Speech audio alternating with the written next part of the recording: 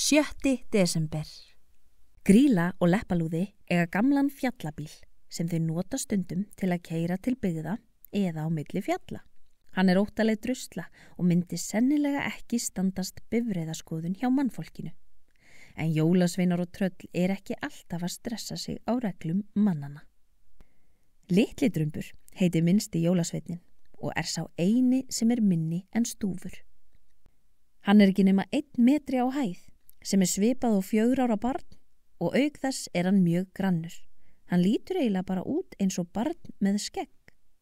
Þar sem hann er svona lágvaxinn má hann ekki ferðast í fjallabíl foreldra sinna nema nota sérstakan barnabílstól, þó hann sé ekki barn lengur.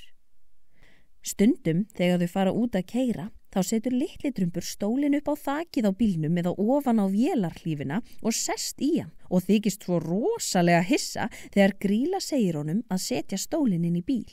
Festa hann rétt og setjast svo í stólinn þar. Þetta finnst engum fyndið nema litla drumbi. Litli drumbur er reyndar mjög ánægður með að vera eini jólasveinin sem fær að sitja í barnabílstól. Hann veit að hann er þá öruggari en hinir jólasveinarnir ef þau lenda í slysi. Og sömuleiðis sér hann betur út gluggann af því hann situr hærra í sætinu. Svo er stóllinn miklu mýkri og þægilegri en sætin í bílnum. Stúfi finnst leiðilegt að megi ekki nota barnabílstólinn. Hann er líka lítill og sér oft ekki mikið út gluggann og finnst sætin í gömlu druslinni vera hörð og óþægileg. En hann er víst of þungur til að mega nota stólinn hans litla drums.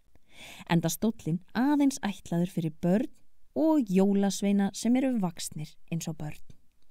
Af hverju ætli litli drumbur vilji endilega nota barnabílstólinn?